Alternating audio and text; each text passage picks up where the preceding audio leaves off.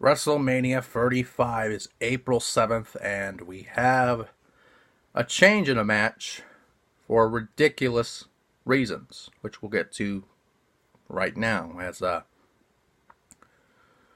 As of last Monday's Raw, the man apologized, taking her pride out of the way, and apologizing to WWE COO Triple H and Stephanie McMahon.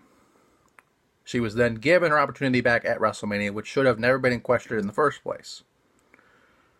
However, Vince McMahon thought that Becky Lynch was too big for WWE, which normally isn't a bad thing. Especially when you're trying to make stars, that isn't a bad thing. He then suspended Becky for 60 days, which as of that suspension, when it came into effect, would be 5 days after WrestleMania. Therefore, he made a replacement. That replacement is Charlotte. So it will be Charlotte versus Ronda Rousey for the Raw Women's Championship at WrestleMania. Now, I'm going to go long-term here and say that maybe Charlotte faces Becky for the title shot at Fastlane. Excuse me. Then Becky would win it back, and we'd have the match we should have. Or it becomes a triple threat. And that way, Ronda's not involved in the decision, and Ronda can go have her fucking kids. Which she's more than able to do. But if this becomes a one-on-one situation, Charlotte would win because it's Charlotte. And if you've seen Charlotte the past few months, that would make more sense to you.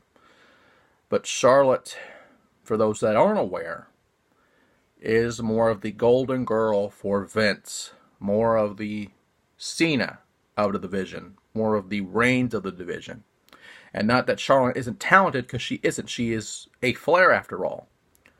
She has the pedigree. She has great talent, and she is incredible in the ring. But if you have seen a Charlotte match, Charlotte rarely loses. So that would be my opinion and my vast wisdom here that Charlotte would win the match and Ronda goes to retire, have a kid, and come back a couple of years later because it's a multi-year deal with WWE. So she has time to do that. She'll be out for 9 months. Usually. For 9 months when having a child. Not unless the maternity leave, which wrestling doesn't really have maternity leave. So she'll be go back right into the fire for no reason. But with that being said, WrestleMania is April 7th. And hopefully, this is not the match at WrestleMania.